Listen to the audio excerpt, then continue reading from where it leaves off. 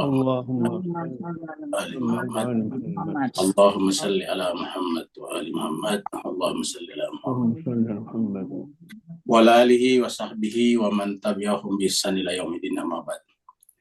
Masyiral muslimin, shaimin, shaimat rahimakumullah, kita bersyukur bersua kembali pada pagi hari ini dalam keadaan sehat walafiat. Kita kirimkan selawat dan salam kepada junjungan kita Nabi kita Rasulullah Muhammad sallallahu alaihi wasallam. Pada hari ini kita akan teruskan surat Yunus ayat 46 sampai 50. Kalau tidak salah ya. 46 sampai 50 ya, betul. Insyaallah. Bersama kita sudah ada Ustazina Ustaz Syafiq Saleh dari Singapura. Kita minta kepada beliau dengan segala hormat untuk memandu kita, membimbing kita, membacakan kepada kita ayat-ayat Allah Subhanahu wa taala. Karenanya mari kita masuk ke screen, membuka Al-Quran kita masing-masing dan mempersilakan kepada Ustaz kita, Ustaz Syafiq Saleh. Fadhal Ustaz. Syukran Ustaz, syukran, alhamdulillah. Assalamualaikum warahmatullahi wabarakatuh. Waalaikumsalam warahmatullahi wabarakatuh. A'udzu billahi minasy syaithanir rajim. Bismillahirrahmanirrahim. A'udzu billahi minasy syaitonir rajim. Bismillahirrahmanirrahim. Wa imma nuriyannaka ba'dhal ladzina na'iduhum aw natawaffayannak wa imma nuriyannaka ba'dhal ladzina na'iduhum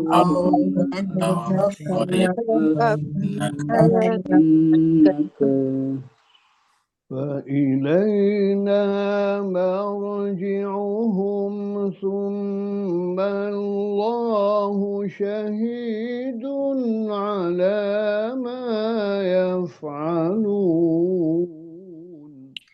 فإلينا مرجعهم ثم الله شهيد على ما يفعلون ولكل أمة رسول فإذا جاء رسولهم ولكل أمة رسول فإذا جاء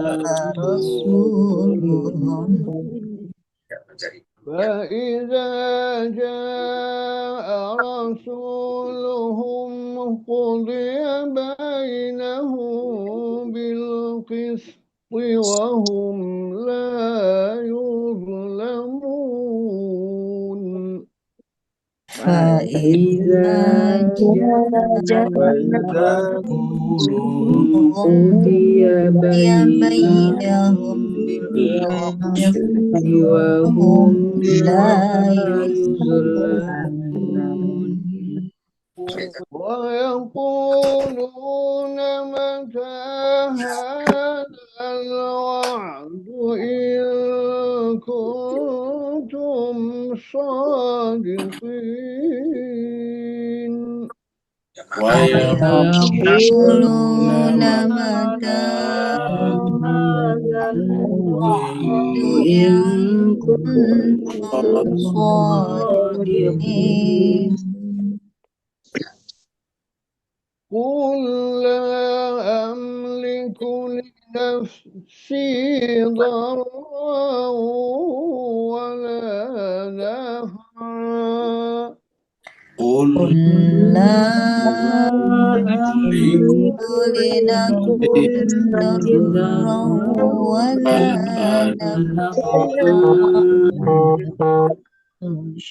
ولا نفعا إلا شاء الله لكل أمة أجل ولا نفعل إلا إلا ما شاء الله لكل أمة أجل إذا جاء أجلهم فلا يستأخرون ساعة إذا إذا جاء أجلهم فلا يستأخرون ساعة فلا يستأخرون ساعة ولا يستقدمون فلا يستأخرون ساعة ولا يستقدمون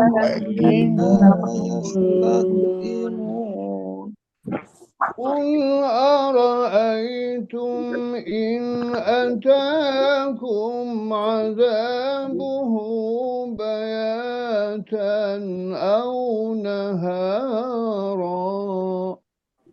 قل أرأيتم إن أتاكم عذابه بياتا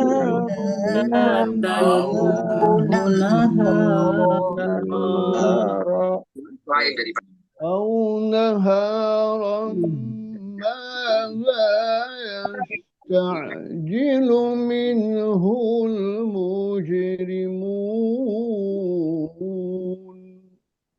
أو نهارا ماذا يستعجل المجرمون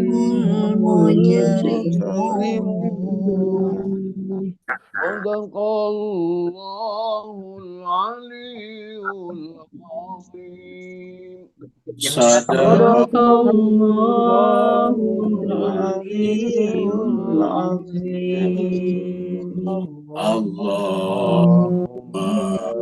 صل وسلم وبارك على رسول الله آله الأطهار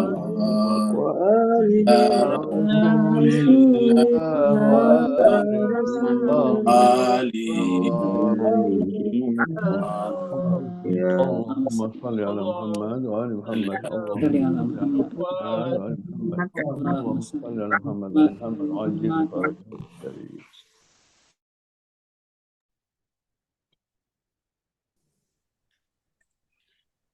Mewakili jemaah sekalian, kita mengaturkan terima kasih banyak, syukran katsira kepada Ustaz Safi Saleh dari Singapura.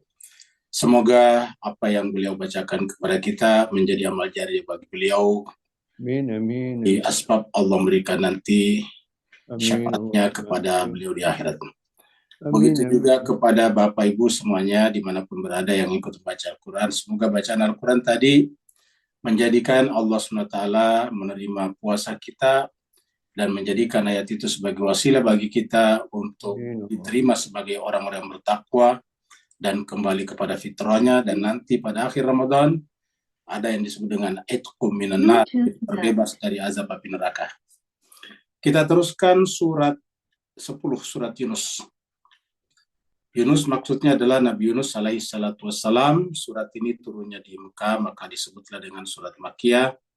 Jumlah ayatnya ada 109 ayat. Tadi kita sudah baca sampai 50, jadi sudah pertengahan kurang lebih.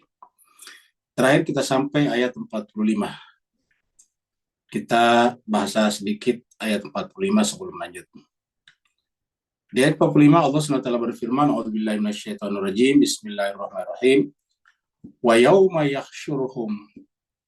Nanti pada akhirnya di akhirat kita akan dikumpulkan semuanya. Dia Allah mengumpulkan manusia. Ka'allam yalbathu illa sa'atan.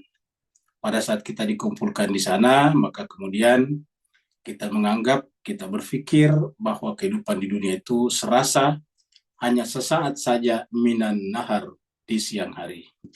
Ya ta'arafuna bainahum, dan di sana kita saling kenal mengenal.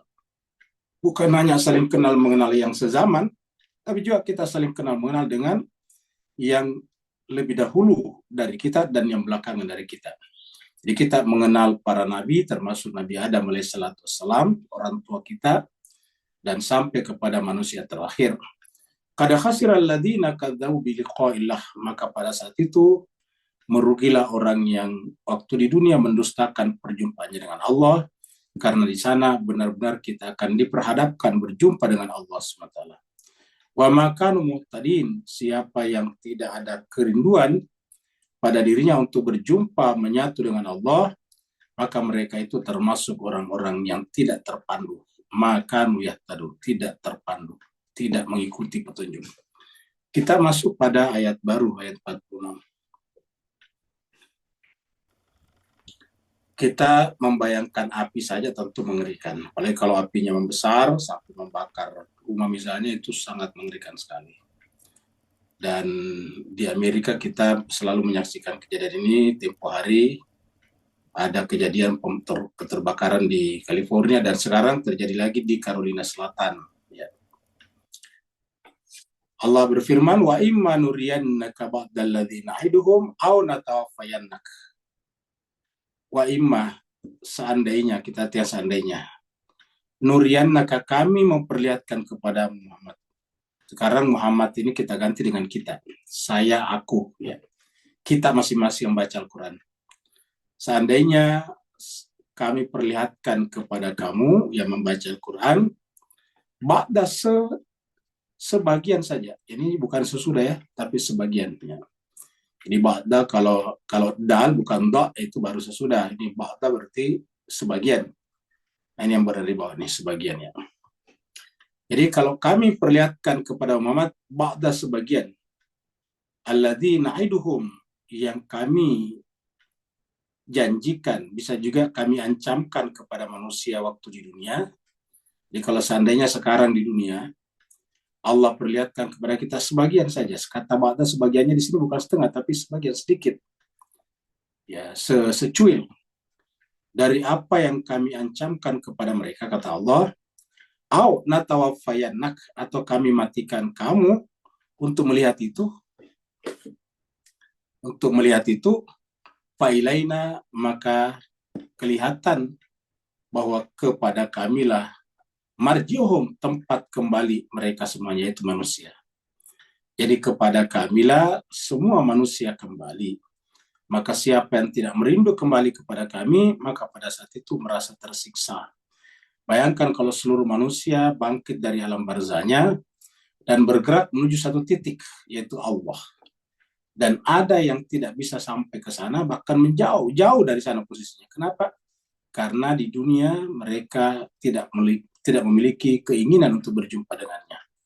Ingat, ada hadis yang pernah kita angkat sebelumnya, siapa yang di dunia ini rindu untuk berjumpa dengan Allah, maka Allah juga rindu berjumpa dengannya.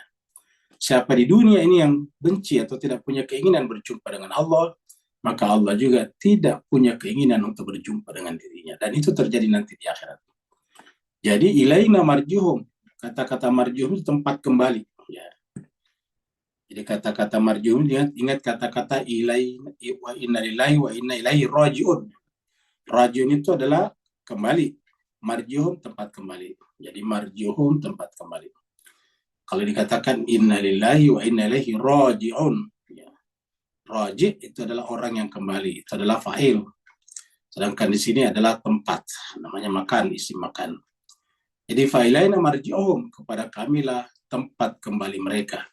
Summa, kemudian Allahu syahidun, ya. Kemudian Allah SWT menjadi syahidun, saksi, ya. Ala ma yaf'alun, atas apa yang mereka kerjakan, ya. Jadi kemudian Allah SWT menjadi saksi atas apa yang mereka kerjakan. Syahidun ala ma yaf'alun, jadi saksi atas apa yang mereka kerjakan. Jadi Allah itu CCTV itu sendiri yang menyaksikan. Dan kesaksian Allah ya sama dengan ilmunya, karena Tuhan punya ilmunya sebelumnya. Ketika kita menyaksikan, jadi kata menyaksikan itu adalah aktualitas saja ketika ilmunya Tuhan, ketika belum tercipta. Kemudian setelah tercipta lalu berbuat, nah syahid namanya. Jadi ada ilmunya Tuhan sebelum terciptanya segala sesuatu.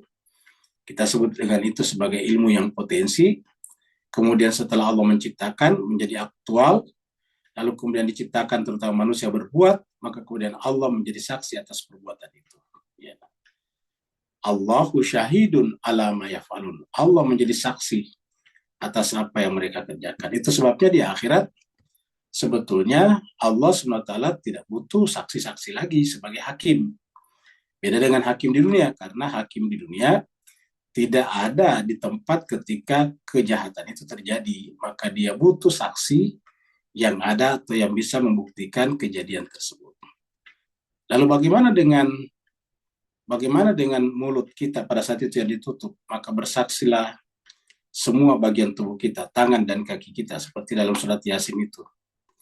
Ya sebetulnya kesaksian tangan dan kaki kita atau kulit kita disebutkan di tempat lain, itu bukan untuk Allah. Ingat, bersaksinya tangan dan kaki kita bukan untuk Allah. Ya, Allah tidak butuh. Kesaksian itu untuk kita, karena ada di antara kita yang menolak. Ya. Ada di antara kita yang menyangkal perbuatannya tadi. Maka kemudian Allah datangkan kaki dan tangannya sebagai saksi. Jadi kesaksian itu bukan untuk hakim Allah, tetapi untuk kita sebagai pelaku keburukan tersebut. Jadi summallahu syahidun ala ma yaf'alun. Allah lah yang kemudian menjadi saksi atas apa yang mereka kerjakan. Kita lihat di Al-Quran ini. Surat Luqman kita coba buka. Allah berfirman, "Wa man kafara fala yazunka kufruhu."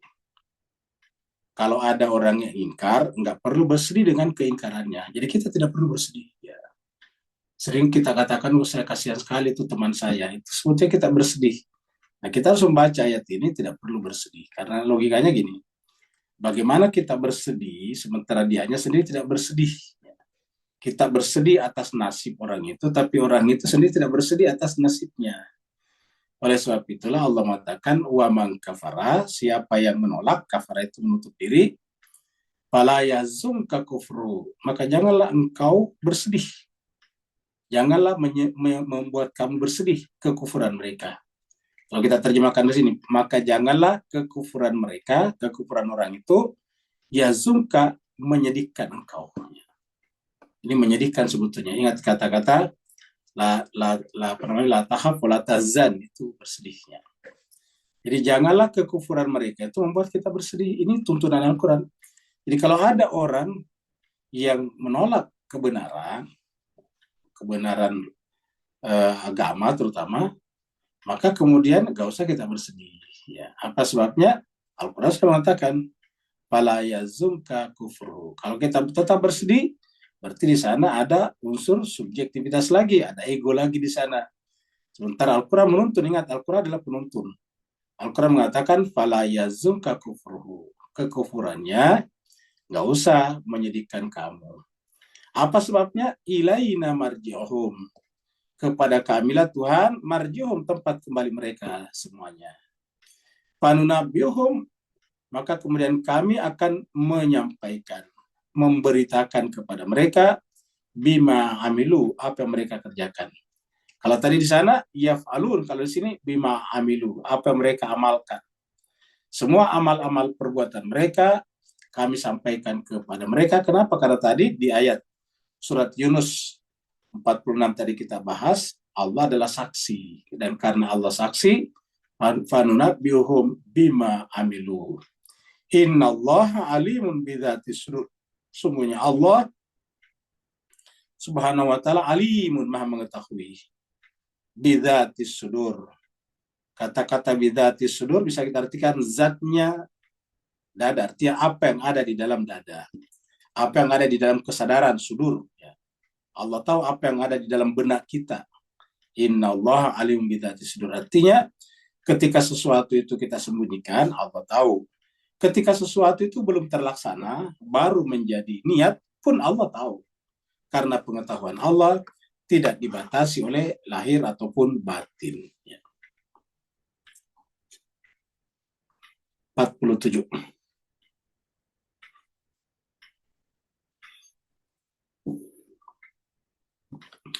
Walikulli ummatin rasulun, dan setiap umat ada rasulnya. Jadi setiap umat itu ada rasul, ya, ini rasul.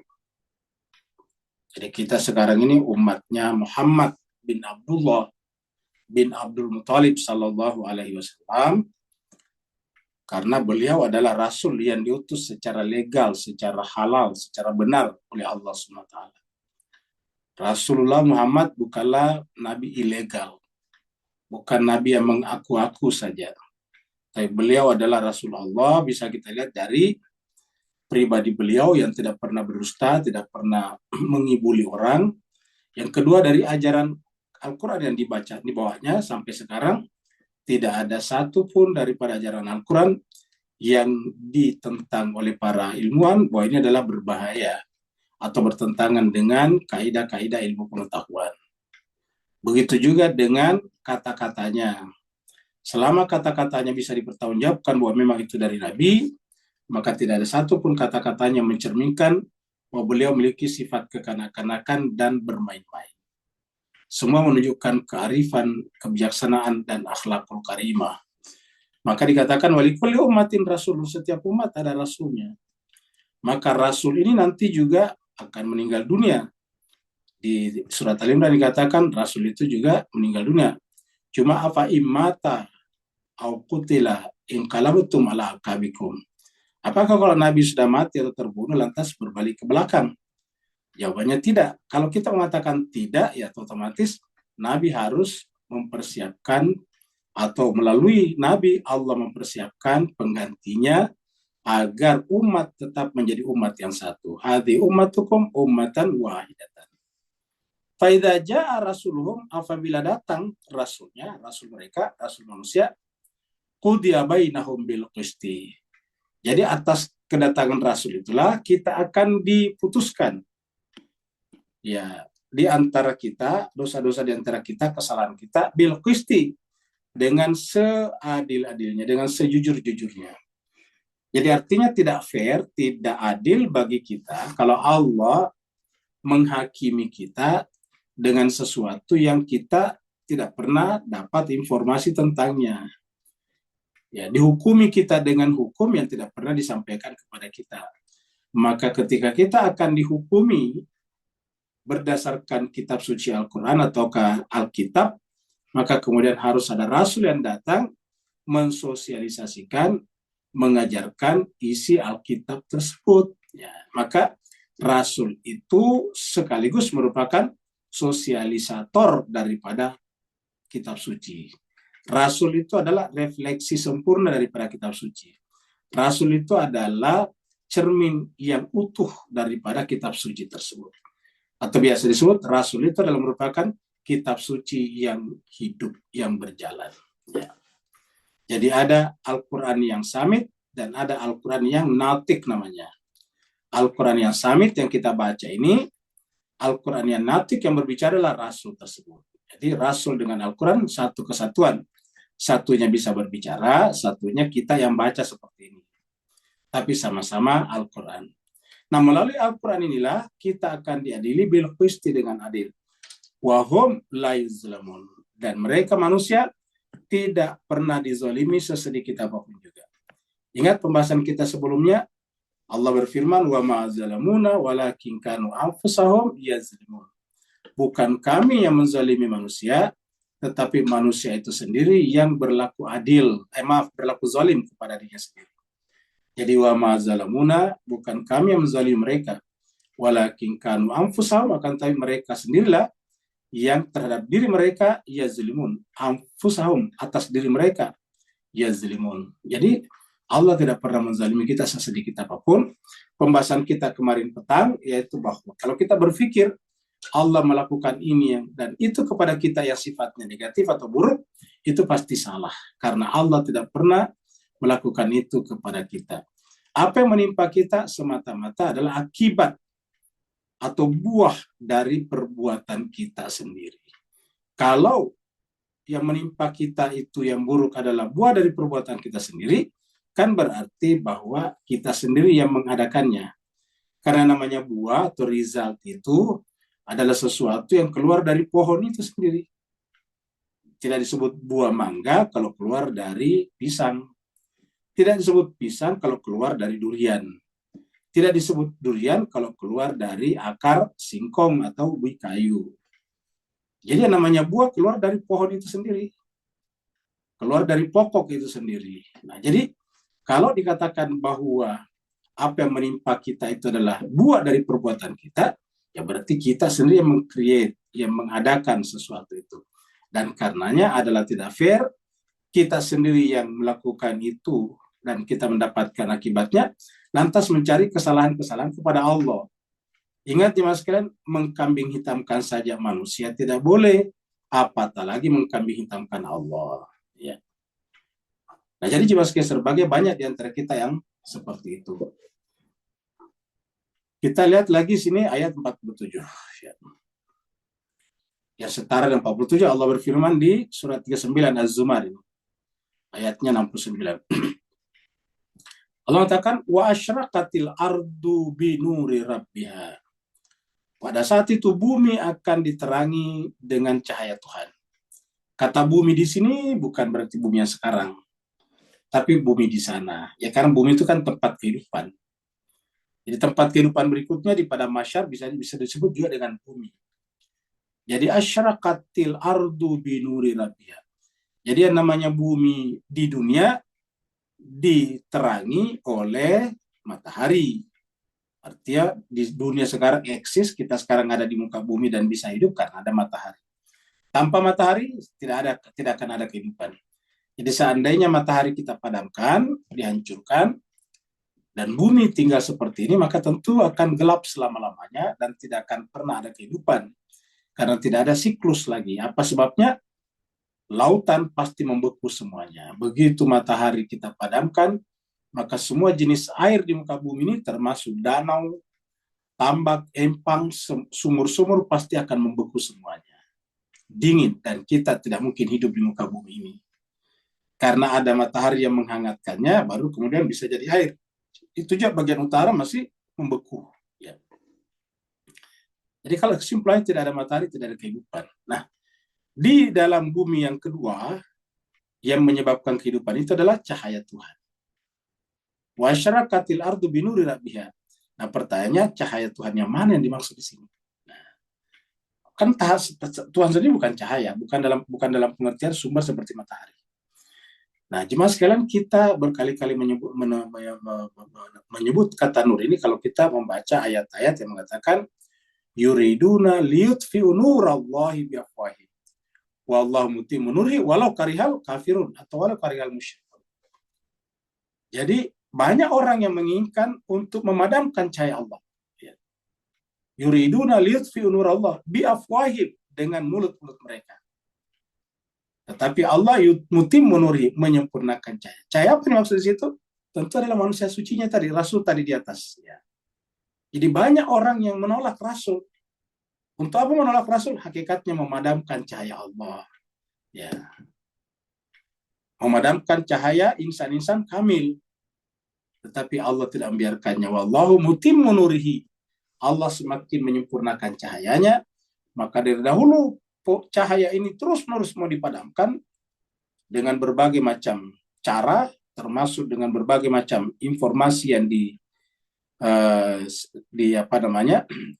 didistorsikan, tetapi tambah besarlah cahaya itu sekarang. Ya.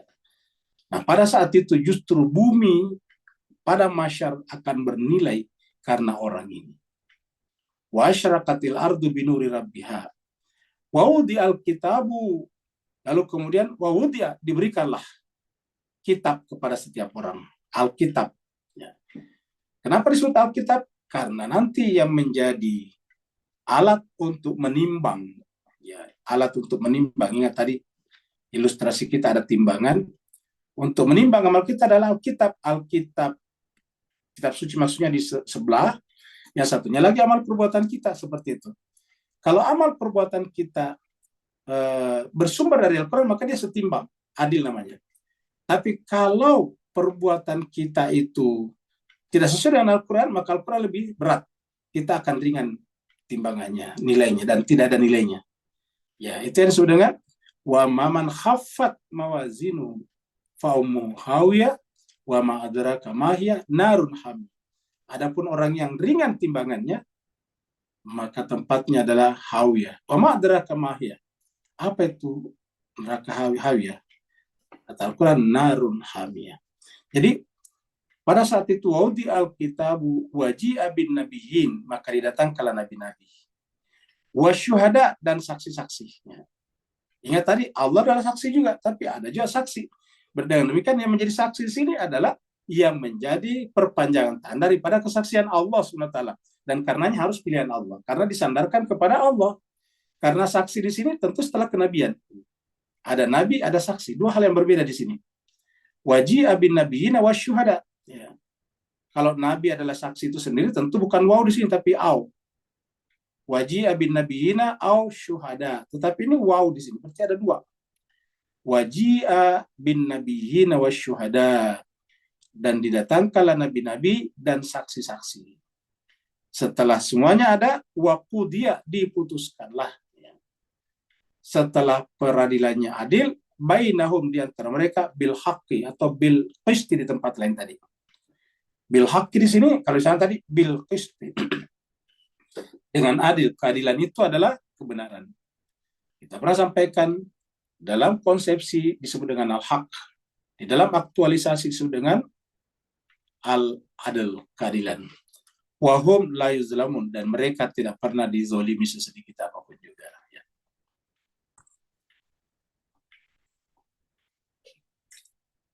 Ayat berikutnya. Kalau kita lihat borgol, ini borgol kalau di Indonesia, nggak tahu kalau di Malaysia, Singapura ini namanya borgol kalau di Indonesia. Ini kalau di Indonesia kita lihat begini, namanya ancaman. Kenapa? Kalau ada orang jahat pasti takut seperti ini. Yang takut pada ini pasti orang jahat. Ya, kalau orang baik nggak perlu takut. Allah berfirman, wa yaquluna, mereka berkata, mata hadzal wa'du. Ya, mereka siapa maksudnya di sini?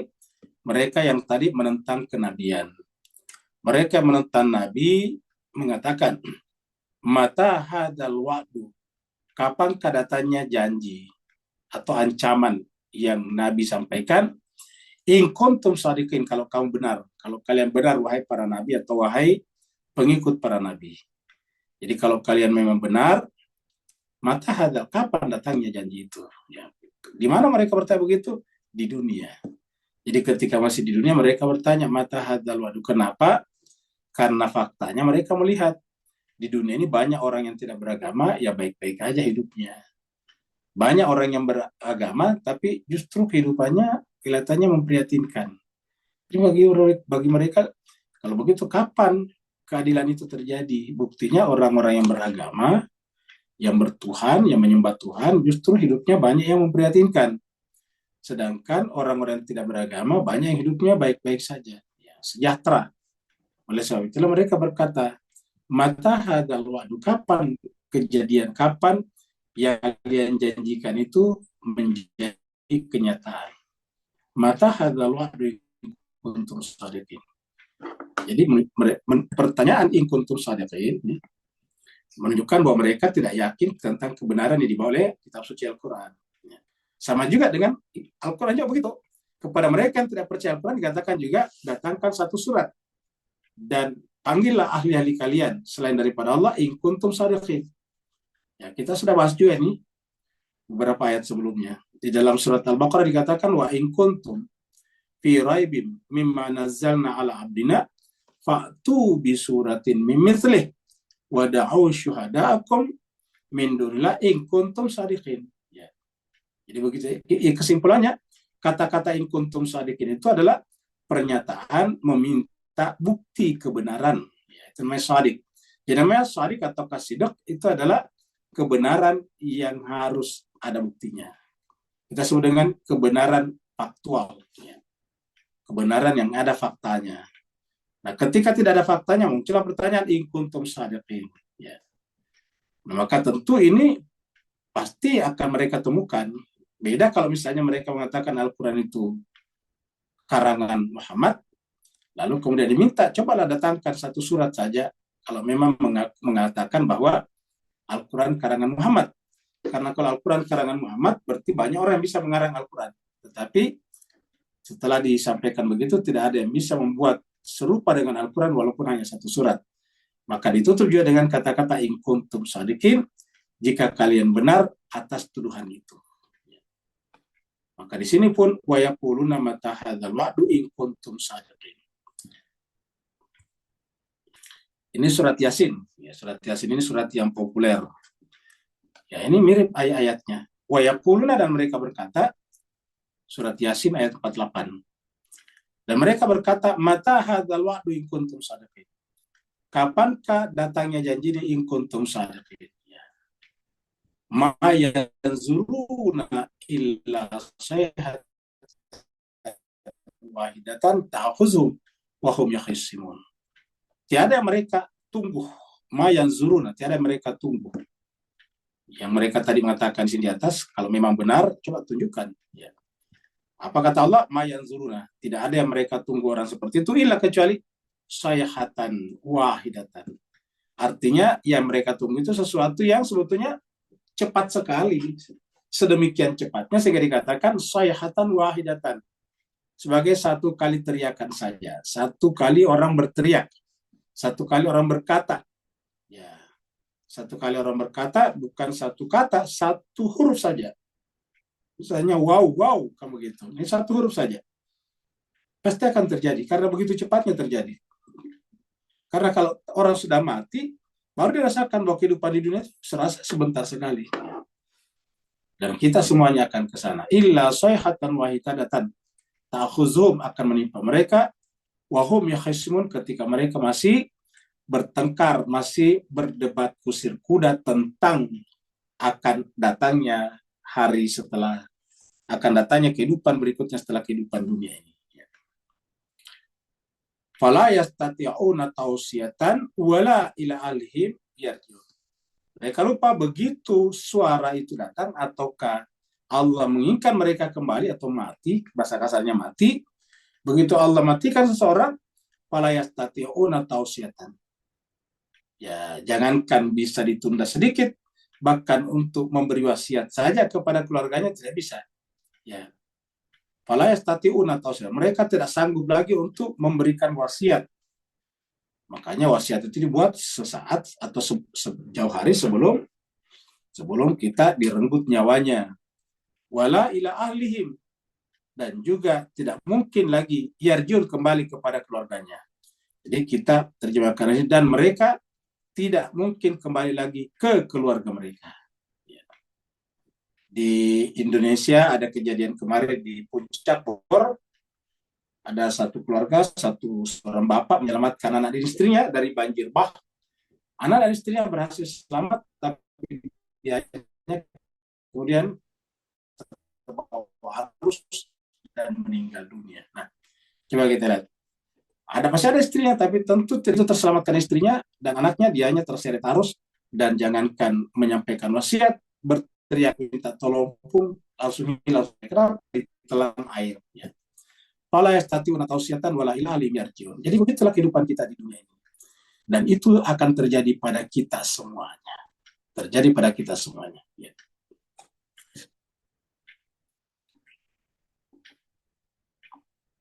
Ayat 49. Sebelum adanya jam, sekarang jam tangan atau jam dinding, ya mengukur waktu dulu begini caranya. Ya, tetapi jemaah sekalian, pengukur waktu pun juga kalau sudah saatnya jatuh juga. Jadi pengukur waktu juga tidak lepas dari waktu. Ya. Begitulah juga dengan kehidupan kita. Kita manusia yang tahu waktu tidak bisa mengalahkan waktu juga. Buktinya ketika tadi kematian datang, yang datangnya hanya seperti teriakan sekali saja, tidak mampu kita tolak. Jangankan mampu kita tolak, kita pun tidak mampu memberikan wasiat kepada keluarga dan tidak bisa kembali lagi kepada keluarga. Qul la amliku li nafsin darran wala nafa. Katakanlah Muhammad, la amliku li nafsin darran wala nafa. secara pribadi, saya pun tidak mampu, tidak memiliki kuasa linafsi untuk diriku, daran wala nafa. Kata-kata ini menunjukkan bahwa Nabi itu benar-benar sudah sampai kepada hakikat la haula wala quwata illa billah. Tidak ada ego sama sekali pada diri Nabi yang mengatakan aku bisa ini, aku bisa itu. Jawaban kata-kata Nabi menunjukkan tidak ada. Dan ini harus menjadi prinsip kita. Ini harus menjadi sifat hati kita juga. Ini harus menjadi malakah atau karakter kita masing-masing. Yaitu kita tidak boleh merasa mampu menimbulkan manfaat ataupun mudarat kepada diri kita. Ya, kita ini benar-benar la haula wala quwata illa billahil aliyil azim. Kita tidak punya kemampuan apa-apa. Ya, jadi inilah jemaah sekalian sebut. Selama kita masih menganggap, nah saya kan pejabat, saya kan punya kedudukan, saya bisa menyelamatkan orang itu. Nah, berarti ada ego di dalam diri kita. Ya, saya kan punya uang banyak. Ya, maka saya bisa menolong orang itu. Nah, jemaah sekalian berbahagia, penggunaan kata saya di sana menunjukkan menyandarkan kekuatan itu pada diri kita. Makanya dalam Islam itu, dalam Al-Quran juga dikatakan, apapun yang akan ingat, apapun yang akan kita lakukan, selalu dilalui dengan insya Allah. Karena kita tidak mampu sebetulnya. Seperti tadi misalnya, si bapak mengatakan, saya bisa menyelamatkan istri dan anak saya. Buktinya istri dan anaknya selamat, dia tidak selamat. Kan pada hakikatnya bukan dia menyelamatkan istrinya, tapi Allah. Kalau dia menyelamatkan istri, tentu dia selamat juga. Tapi ternyata istri dan anaknya selamat, dianya hanyut bawa air. Nah, ini adalah contoh yang paling konkret bahwa kita itu adalah la haula wala quwata illa billah, yang dalam ayat ini kalimatnya menjadi la amliku li nafsi darra wala naf'a. Saya tidak memiliki kuasa terhadap diriku, saya tidak memiliki otoriti terhadap diriku untuk menimbulkan darra dan juga menimbulkan naf'a. Ya, saya tidak bisa melakukan itu. Illa kecuali Masya Allah. Jadi kata-katanya illa Masya Allah. Jadi kita mulai dari sini la, ya ini juga la. La amliku nafsin darra wala nafa illa kecuali Masya Allah, apa yang Allah inginkan. Makanya segala sesuatu yang akan, ya artinya belum dilakukan, kita mengatakan insya. Jadi insya Allah, tulisannya sama, ditambah saya di depannya insya. Ya. Ditambah saya di depannya insya, ini in. Ya. Insya, ya tambah saja insya Allah. Ya. Jadi kita mengatakan insya Allah. Ya, kenapa? Karena kita tidak mampu. Jemaah sekalian, Bapak Ibu yang berbahagia, Tuhan dan Puan, ini yang berkata begini Nabi, apalagi kita, apalagi saya misalnya. Ini Nabi, kul katakan Muhammad. Ini Nabi disuruh begitu. Jadi seandainya kita bisa berjumpa dengan Allah sekarang, dia juga mengatakan begitu kepada kita. Karena kata-kata ini akan terulang pada kita oleh Allah. Kul katakanlah. Ya. Katakanlah wahai si fulan, katakanlah wahai si fulana. Ya. La amliku li nafsi darran wala naf'a illa masya Allah. Maka setiap kita akan melakukan sesuatu, kita katakan insya Allah. Karena sesuatu yang kita lakukan itu dua kemungkinannya, bisa mendatangkan manfaat, bisa mendatangkan mudarat. Kenapa kita tidak bisa memastikan bahwa itu mendatangkan manfaat, dan ataukah meninggalkan itu karena meninggalkan mudarat? Karena kita tidak punya kuasa sepenuhnya atas diri kita. Jadi kita mengatakan insya Allah, jika Allah menghendaki. Ya. Jadi insya Allah, jika Allah menghendaki. Ya. Nah, jadi jemaah sekalian berbahagia, nah di masyarakat kita karena tulisannya berpisah di sini, nah maka kemudian muncullah juga tulisan di masyarakat kita ada biasa tuh kalau mengucapkan insya Allah dipisah-pisah, insya Allah gitu. Ya dalam penulisan sih sebetulnya tidak harus, kalau kita pisah insya baru Allah, ya harusnya kita pisah juga kalau menulis Bismillahirrahmanirrahim dengan bi ismi Allah ar-Rahman ar-Rahim gitu. Jadi dalam penulisan itu yang kita tulis biasanya adalah ucapannya, bukan tulisannya. Ya. Ucapannya bersambung, ya, terus bersambung, walaupun tulisannya berpisah. Ya, ini terkadang di masyarakat kita timbul juga polemik yang seperti ini. Likulli umatin, umat ya, setiap umat itu ada masanya. Seperti mana kita juga, setiap orang ada masanya. Ya, setiap orang ada masanya. Ya, tidak ada masanya. Ya. Ini ada kejadian terjadi juga baru-baru, ada pendaki gunung, ya.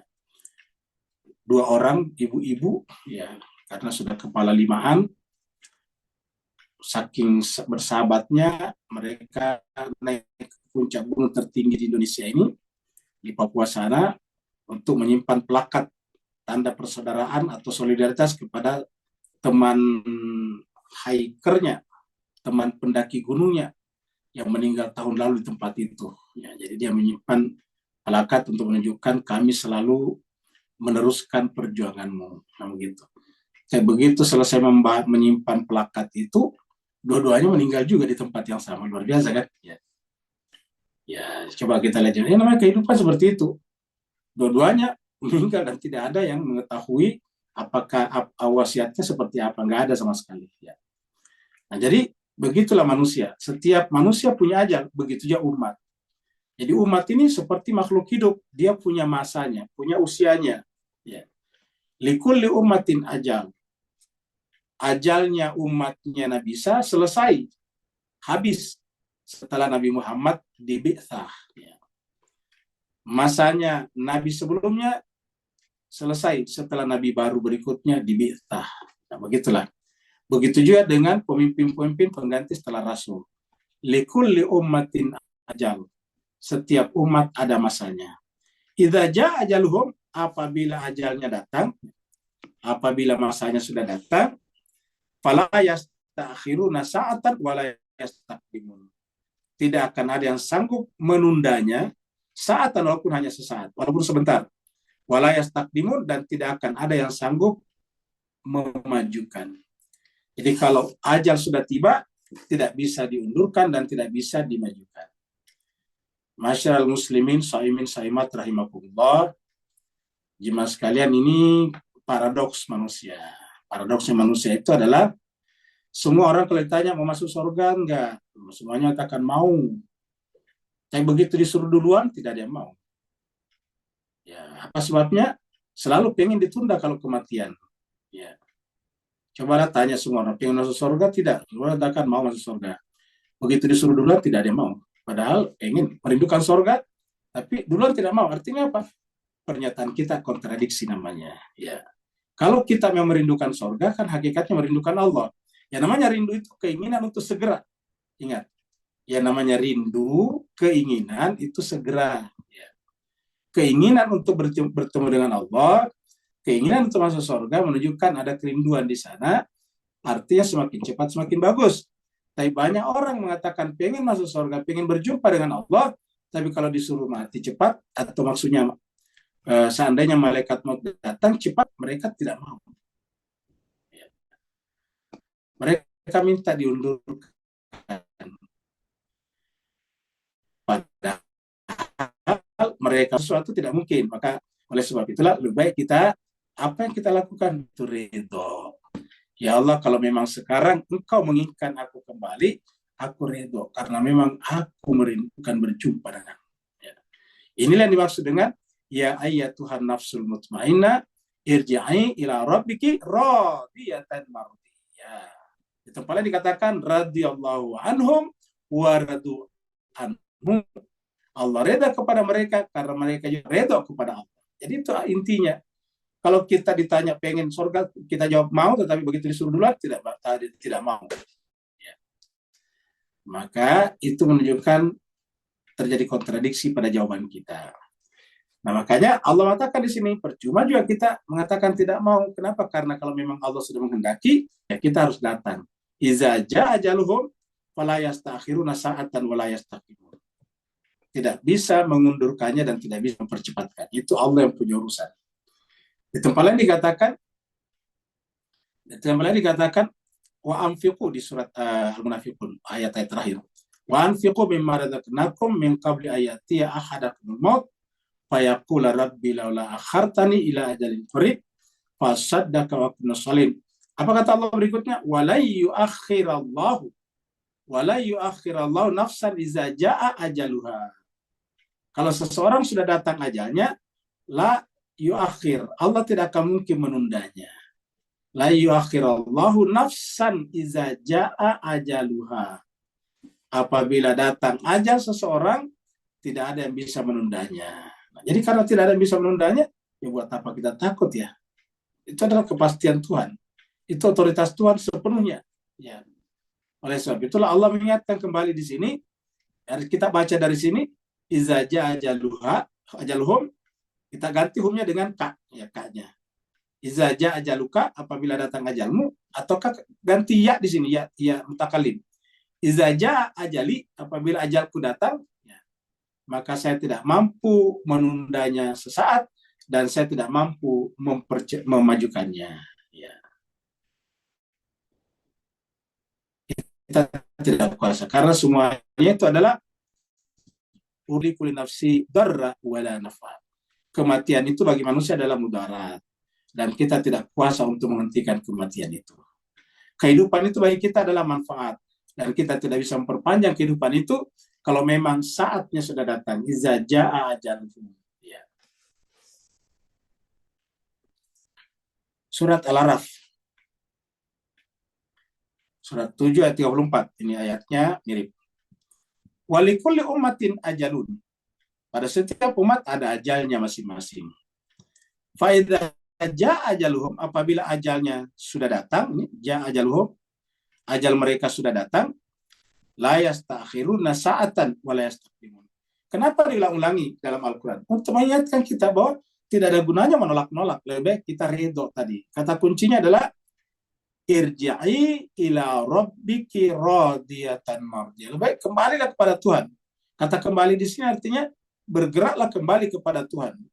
Ya, jadilah musafir yang gerakannya menuju kepada Allah. Ya, jadilah sair wasuluk, kembali kepada Allah dalam keadaan redho dan ridhoi. Artinya apa redho? Apapun yang Allah putuskan kepada kita, kita terima. Tidak ada penolakan. Jadi kalau Bapak Ibu berpikir dalam hati Allah, jangan dulu matikan aku, anak-anak saya masih kecil. Nah, apa itu artinya? Itu artinya kita menganggap kita lah yang punya otoritas kepada anak kita. Seakan-akan anak kita itu yang hidupkan adalah kita. Nah, ini adalah sudah ada unsur syirik di dalamnya. Ya Tuhan, jangan matikan aku, anak saya masih kecil. Ya Tuhan, jangan matikan dulu aku. Kenapa? Anak saya belum ada yang menikah, kan begitu. Kita sandarkan anak kita pada diri kita. Harusnya kita sandarkan segala-galanya termasuk diri kita kepada Allah SWT. Kita ini adalah mudaf. Allah adalah mudaf nilai. Tempat kita bersandar kepadanya. Ya. Jadi la yastakhiruna sa'atan wa la yastaqdimun. Ya. Jadi inilah ajaran tauhid, inilah ma'rifat kepada Allah dalam Al-Quran.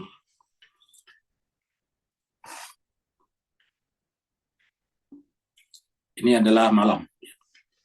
Dan ini adalah ayat terakhir. Qul, katakanlah Muhammad, ara'aitum, bagaimana pendapat kalian? In atakum adabu, seandainya Allah mendatangkan kepada kalian azabnya, siksaannya, hukumannya, bayatan di waktu malam, dalam keadaan tidur. Bayatan sebenarnya dalam keadaan tidur. Ya. Au nahar, atau siang hari. Kalau malam ya lailan, tapi ini bayatan dalam keadaan tertidur. Au naharan dalam keadaan siang hari. Mada yastajil minhul mujrimun. Kita tanya para pendosa, kira-kira apa yang paling pertama disegerakan? Ya, ini pertanyaan bagus juga. Ya. Jadi ini adalah pertanyaan menguji iman kita, menguji di mana posisi kita. Kul katakan, ajukanlah pertanyaan ini Muhammad kepada manusia. Ya. Bagaimana pendapat kalian? Dan ini sekarang kita ajukan pada diri kita masing-masing. Bagaimana pendapat kalian seandainya azab Allah itu didatangkan kepada kalian? Ya, katakanlah kematian lah, nggak usah azab seperti azab yang ditimpakan kepada umatnya Nabi Nuh, Nabi Hud, Nabi Saleh, dan sebagainya. Kita anggap saja kematian. Bagaimana pendapat kalian tiba-tiba kematian datang kepada kalian, entah di malam hari atau entah di siang hari? Kalau itu datang, kira-kira, ini pertanyaannya, mata yastajil minhul mujrimun. Kira-kira apa yang kita ingin disegerakan? Ya, apa yang ingin disegerakan? Nah, jawaban kita menentukan apakah kita mujrim atau tidak. Jawaban atas ini akan menyebabkan kita bisa tahu diri kita di sini atau bukan. Ya. Kalau kita tentunya pendosa, tentu kita pengen ditunda dulu kematiannya. Benar nggak Pak Jemaah sekalian? Ya Tuhan, jangan matikan dulu saya, sama masih banyak dosa saya, kan begitu. Nah, kita adalah mujrimun. Ya. Tapi kalau kita adalah orang-orang yang beriman, muttaqun atau mukminun, maka kita apa? Ridho kepada Allah. Terserah kamu Tuhan. Ya. Yang terbaik menurut kamu Tuhan, itu juga yang terbaik menurut saya. Ya. Itu jawabannya orang beriman. Tapi kalau dia ingin, ya Tuhan, kan ditanya, kalau seandainya kematian akan datang, apa yang kau minta? Tentu kita katakan, ya Tuhan, berikan kesempatan saya ketemu dengan anak saya dulu. Beri kesempatan saya ketemu dengan suami saya, istri saya. Beri kesempatan kepada saya dulu untuk pamit kepada tetangga-tetangga saya. Beri kesempatan kepada saya untuk menyampaikan wasiat. Kan begitu. Kan menunjukkan itu kita tidak ridho kepada Allah. Ketika kita tidak ridho kepada Allah, berarti kita masih termasuk al-mujrimun. Ya. Maka ini ujian atas jiwa kita. Ini adalah pertanyaan psikotes namanya. Pertanyaan psikotes. Ya. Ara'aitum in atakum. Jadi Allah juga punya pertanyaan psikotes dalam Al-Quran. Ara'aitum in atakum adabu bayatan aw nahara. Mada yastajilu minhu mujrim. Apa yang akan disegerakan? Ya, kita kan pengen disegerakan sembuh misalnya, disegerakan ini dan itu. Ya. Makanya jemaah sekalian berbahagia, orang-orang yang sudah sampai pada tingkat arifin, maka ketika dia menghadapi masalah seperti ini, dia katakan, ya Allah, kalau memang kau menganggap saya masih bermanfaat bagi umat, ya silakan Tuhan memberikan kesembuhan kepada saya. Tapi kalau enggak, ya saya rindu berjumpa dengan kamu, seperti itu. Jadi inilah jawabannya orang beriman. Mada yahtajul minhul mujrimun. Nah, mudah-mudahan kita bisa dengan puasa kita menjadi bagian orang-orang yang tidak pengen ditunda kematiannya oleh Allah hanya karena takut atas kematian itu, dan kita masih merindukan kehidupan dunia.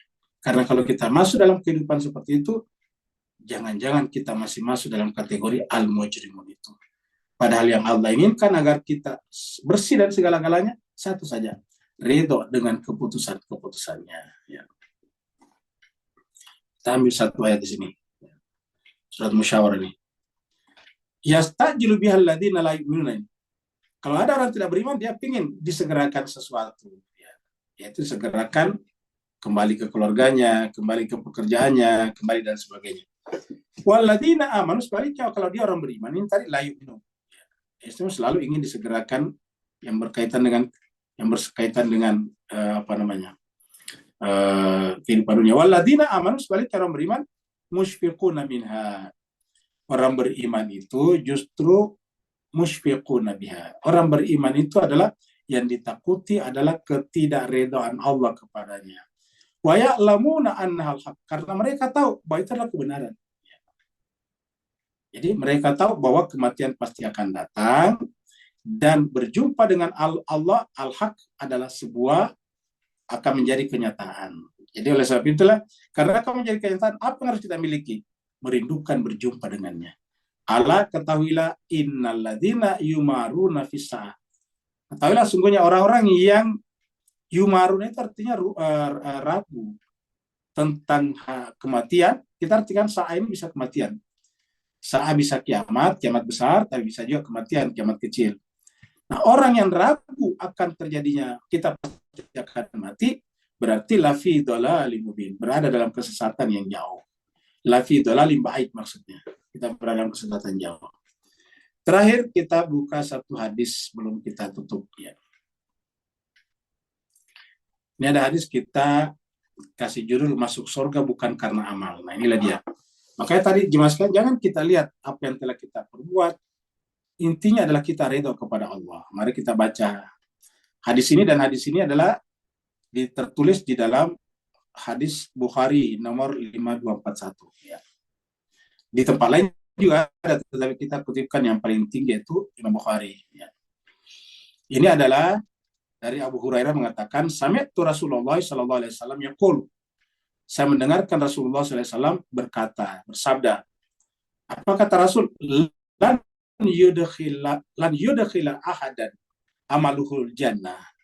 Seseorang itu ini yadkhula ahadan seseorang itu lan sama sekali masuk surga bukan karena amalnya ini. lan ini bukan. Kita terjemahkan di sini. Bukan, sama sekali bukan karena amal seseorang itu yang memasukkannya ke dalam surga. Jadi begitu kalau terjemahnya. Jadi sama sekali bukan amalnya yang memasukkannya ke dalam surga. Ya. Jadi bukan karena amal berdasarkan hadis ini. Ya. Lalu kemudian mereka sahabat bertanya, wala anta ya Rasulullah. Kalau begitu juga bukan kamu ya. Maksudnya kamu juga Rasulullah tidak masuk surga karena amal. Apa jawaban Rasul? Qala la. Saya juga tidak. La. Wala ana. Saya pun tidak. Jadi Rasul mengatakan saya pun tidak masuk surga karena amal perbuatan saya. Nah jadi jangan kita melihat dari perbuatan kita. Karena perbuatan kita ini mas kalian sesempurna-sempurnanya perbuatan kita tidak ada apa-apanya dibanding dengan nikmat yang Allah berikan kepada kita. Ulangi lagi, sesempurna-sempurnanya amal perbuatan kita tidak pernah bisa dibandingkan dengan kenikmatan yang Allah berikan kepada kita. Ya. Maka Nabi berkata, la wala ana, saya pun tidak. Illa kecuali an yatagammadani. Jadi tidak bisa kecuali ayatagammadani, la kecuali Allah melimpahkan kepadaku kecuali Allah melimpahkan kepadaku apanya? Bifadli, karunianya, warahmatin, dan rahmatnya. Jadi saya bisa masuk surga karena Allah mengkaruniakan kepada saya nanti karunianya, fadl, dan rahmatnya. Coba. Jadi penyebab kita masuk surga bukan amal. Jadi janganlah kita takut meninggal hanya karena melihat amal kita. Intinya apa? Ridho. Ya. Irji'i ila rabbiki radiyatan.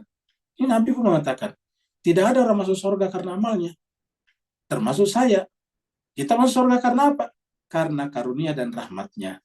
Fasadidu, oleh sebab itulah bersikap luruslah ke sana. Sadidu selalulah berbuat yang bermanfaat. Sadidu. Ya. Sadidu itu selalu orientasinya yang benar menuju kepada Allah SWT. Ya, sadidu selalu berlaku lurus. Ya. Wa qaribu, selalu mendekatkan kepada Allah. Qaribu itu adalah takarrub. Jadi intinya adalah arahnya, fokusnya jelas, ya, niat. Yang kedua adalah qaribu, mendekat dan mendekat. Kalau bahasa kitanya bersifat progresif, selalu mendekat dan mendekat. Jadi sadidu wa qaribu. Ya. An ahadukum mauta imma muhsinan fala'allahu an yazdada khairan wa imma musian fala'allahu an yasta'tiba. Artinya apa? Kalau kita masih diberikan oleh Allah SWT kesempatan untuk hidup, ya seandainya kita terserah kepada Allah. Intinya adalah kita tidak perlu takut dengan amal perbuatan kita masih kurang. Nah intinya selama kita masih ada waktu di dunia, maka bersikap fokuslah dan mendekatlah kepada Allah. Supaya apa? Kalau kita adalah orang yang baik, muhsinan, maka kematian yang tertunda itu, al-maut, bisa menjadi, mudah-mudahan menjadi yazdada khaira, menambah kebaikan kita. Sebaliknya wa imma musian, kalau kita selama ini pendosa, fala Allah, mudah-mudahan dengan usia yang ditambahkan ini, yastatib, kita gunakan untuk bertaubat. Itu intinya jemaah sekalian. Jadi oleh sebab itulah intinya adalah redha dengan keputusannya, karena yang membuat kita masuk surga adalah karunia dan rahmatnya. Terima kasih banyak atas perhatian Bapak Ibu sekalian. Kalau ada pertanyaan satu, dipersilakan. Waalaikumsalam. Waalaikumsalam warahmatullahi wabarakatuh. Silakan Pak Nur.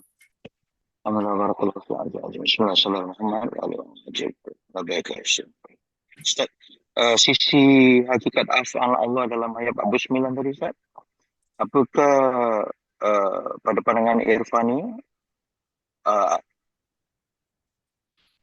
bukan kamu yang mana tapi kami yang mana, ini adalah level yang mana makam tertinggi tadi di overtake oleh Allah sebagai tindak tanduk kita di atas muka bumi ni.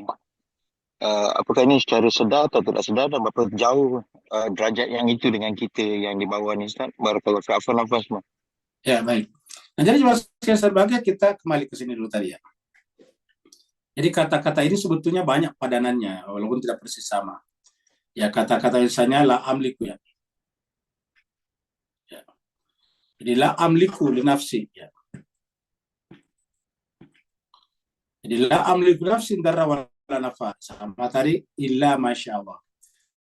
Ini setara dengan kata-kata yaitu la haula wala quwata illa billah. Jadi kita tidak ada daya dan upaya. Yang kedua setara dengan kata-kata insya Allah, kalau kita katakan insya Allah. Yang ketiga setara kalau kita mengatakan bahwa ya, kita ini adalah kita ini adalah tergantung daripada iradatnya Tuhan. Kita menyesuaikan iradat kita dengan iradat Tuhan. Jadi kita bukan robot ya, tapi kita tergantung iradat. Kehendak Tuhan itu kan selalu baik. Maka ketika kita menyamakan iradat kita dengan iradat Tuhan, maka menyamakan aku kita dengan aku Tuhan. Yang keempat, ayat ini setara dengan kata-kata la ilaha illa ana innani ana Allah, la ilaha illa ana. Sungguhnya akumu itu adalah Allah. Tidak ada ilah selain daripada aku. Nah, ini setara. Banyak setara dengan ini kalau kita lihat di dalam Al-Quran. Ya, sama dengan Nabi Ibrahim ketika ditanya, ya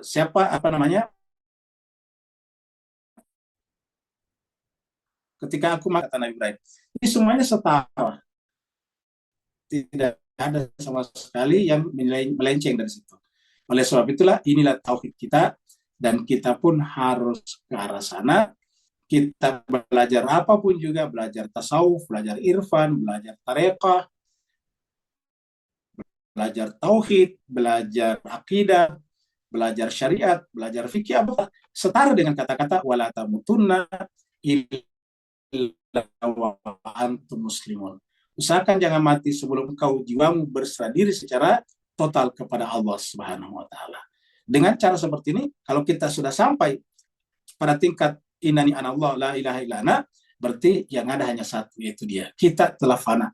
Karena kalau kita masih ada, Allah ada, berarti masih ada duality. Maka harusnya kita yang hilang, karena kita adalah sifatnya nisbi, sifatnya semu, ya. Yang sifatnya abadi, kekal, hakiki adalah Allah. Maka kita yang semula yang harus hilang. Cara menghilangkannya dengan melebur ke dalam Allah. Sebagaimana air dalam gelas itu adalah semu. Aslinya dari samudra.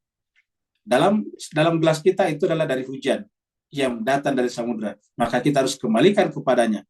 Begitu kita tuangkan air gelas dalam samudra, maka dia menyatu. Yang ada hanya samudra. Seperti tadi, innani anallah, la ilaha illa ana, dan itulah hakikat tauhid. Terima kasih banyak atas perhatian Bapak Ibu semuanya. Mohon maaf atas segala kekurangan. Ya. Masih ada satu pertanyaan. Ada dari Pak Andes. Pak Andes ya. Ini pesertanya 100 ya, jadi mungkin ada yang tidak masuk tadi ya. Orang-orang tercatat ya. Orang-orang yang tercatat tidak beragama namun hidupnya baik dan bahagia. Sementara ada orang yang tercatat beragama namun hidupnya tidak sebaik yang tidak beragama. Namun hidupnya lebih baik dan lebih bahagia, bahkan bisa melakukan perbuatan lebih baik kepada sama umat. Bisakah ini kita buat hipotesis bahwa walaupun orang itu tidak tercatat atau tidak mengakui suatu agama, namun secara cara berpikir dan bertindak sepertinya sesuai petunjuk panduan yang sebenarnya tercantum dalam kitab suci Al-Quran maupun merupakan buku petunjuk kehidupan. Sementara seorang yang tercatat dan mengakui beragama, namun sebenarnya dia baru sampai tahap tahu saja. Ada kemungkinan tidak mengerti apa yang dilaksanakan, apalagi dilaksanakan dalam cara berpikir optimal. Contoh bagaimana negara Jepang bisa lebih dari 50 tahun, 1000 bulan, dibandingkan Indonesia karena Lailatul Qadar sudah turun di Jepang karena mereka berpikir. Jadi memang intinya begini, jemaah sekalian berbahagia, intinya adalah bisa saja orang itu berbuat walaupun dia secara formal tidak beragama Islam misalnya. Apa sebabnya? Karena dimanapun orang itu berada, agama apapun yang mereka anut, ya apa yang bisa kita simpulkan dari perbedaan ini? Mereka tetap manusia, orang Jepang manusia, orang Shinto manusia, orang Hindu Buddha manusia, maka sangat mungkin mereka berbuat berdasarkan fitrahnya. Setiap orang berbuat berdasarkan fitrahnya itu berarti adalah Qur'ani. Ingat, setiap orang berbuat atas dasar fitrahnya dia adalah Qur'ani. Ya seperti itu. Nah ketika misalnya dia tidak menyembah Tuhan, nah itu baru keluar dari fitrahnya lagi. Tapi ketika berbuat baik tadinya, dia adalah fitrawi. Nah karenanya bagaimana nanti masalahnya ini? Masuk nanti dalam kategori surat At-Taubah ayat 106 yang kita serahkan kepada Allah SWT. Kita tidak boleh menghakiminya, karena setiap orang berbuat atas dasar fitrah pasti benar. Ingat, setiap orang berbuat atas dasar fitrah pasti benar. Karena kalau kita menolaknya, berarti kita menganggap fitrah itu bukan dari Allah. Terima kasih banyak. Wassalamualaikum warahmatullahi wabarakatuh. Waalaikumsalam. Warahmatullahi wabarakatuh. Terima kasih Ustaz. Terima kasih Ustaz. Terima kasih Bu Ayu. Ayu, assalamualaikum. Terima kasih Pak Ustaz. Terima kasih Bu Ayu. Assalamualaikum.